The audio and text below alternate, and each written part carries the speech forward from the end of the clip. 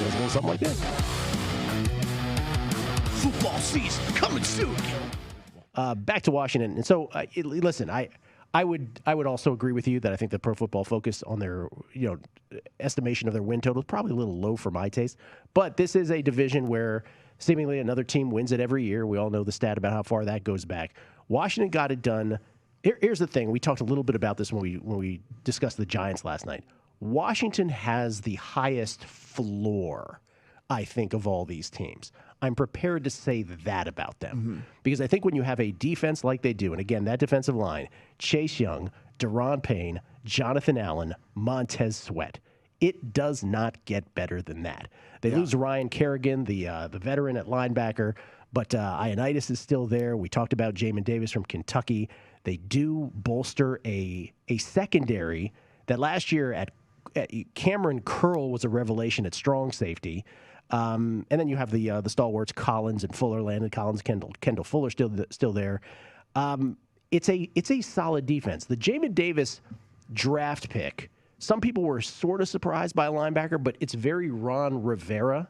In Ron Rivera, we trust with that pick. Obviously, he with Kuechly and Davis for so many years, stalwarts in the Carolina Panthers linebacking core. So that feels like a very Rivera pick. The real question with this football team, and it's no surprise to anybody, was on the offensive side. And I, as a guy who grew up with this football team and who's still, the one thing I keep through betting for my childhood years is love of this franchise. They needed a quarterback, and Ryan Fitzpatrick was exactly the guy that I and so many Washington football fans wanted. He's the veteran, steady hand, and I know Ryan Fitzpatrick doesn't mean steady to most, but for this franchise, that's a revelation in steadiness. So he's the guy we wanted. He's the guy they got. I couldn't have been more happy with that. And as you said, Terry McLaurin now with Curtis Samuels has a number 2 wide receiver that can take some attention away from him. De'Ami Brown is the kid from North Carolina you're referring to who they drafted. The Tyreek Hill mode. Obviously, I'm not comparing him necessarily to Tyreek, but at least that mode. And so all of a sudden there are weapons. By the way, at tight end, Logan Thomas is pretty darn good. He's not elite, but he perhaps is the next tier or could be the quarterback turned tight end. Offensive line, still pretty good. Brandon Scherf is probably the anchor. Chase Roulier at center has been there a while now. They did pick up Eric Flowers in free agency. And, and they also drafted at that position. So Morgan Moses was expendable. Listen, again, I don't know that they're going to compete for a Super Bowl berth.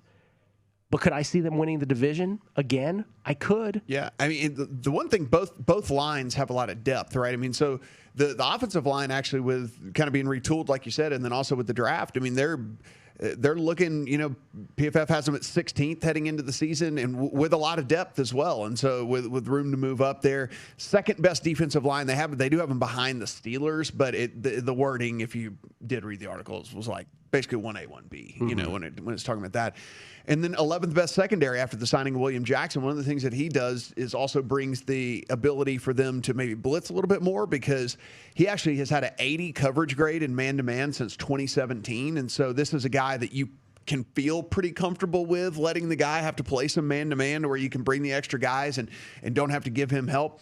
Really the problem was, like you said, on the offensive side of the ball, they were 25th in points and 30th in yards last year, and I mean, that just doesn't win you very many games. So you needed a guy that's going to come in and take more risks. And that's what Ryan Fitzpatrick brings to the table. He's a guy that, he's going to throw some interceptions every now and then that as a fan base, you're going to facepalm because that's just what Ryan Fitzpatrick does. He's going to ready to do it with a smile, but he's also going to make some throws to these receivers where you go, that's what we've been missing, and so you're going to get a little, I think you're going to get more good than bad, but you're going to have to take some of the bad with the good, that's just what Ryan Fitzpatrick does. And so, the depth on the offensive and defensive line, being able to withstand some injuries if those were to occur during the course of the season, I think is pretty strong for this team as well. And, as long as they can go ahead and put some more points on the board, which we do believe they added to the wide receiving core, they added to the quarterback position, they added to the offensive line. So Fitzpatrick should,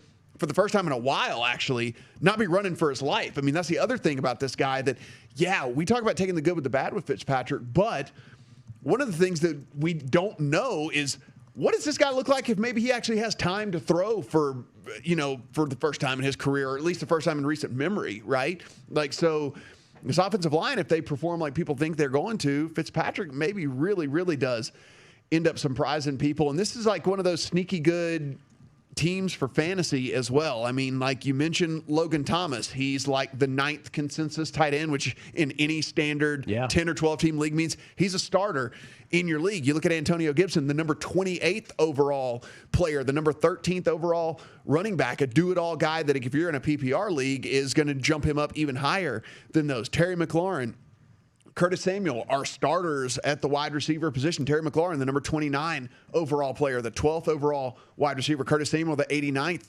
overall wide receiver, the number 40th wide receiver, number 89th overall player in the league. So you're getting like 4 really good starters off of Washington. And if Fitzpatrick kind of ends up surprising a little bit, then maybe you end up with even a starter in Fitzpatrick as well from a fantasy standpoint. So I think Washington just from that alone is going to get a little bit more pub this year and a little bit more people paying attention, because we know people play fantasy football. They pay attention to the players and what teams they play on and what statistics, go along with all that. And as we kind of see like these player totals that we've got right here, I mean, that's going to be a lot of what people are looking at. The touchdown passes for Fitzpatrick at 22.5, Antonio Gibson rushing and receiving sitting at 1,300, McLaurin at 1,250 yards. And I think all of those numbers are attainable so long as, one, we get health, and we always are assuming health. And then secondly, you get that offensive line play like we're talking about.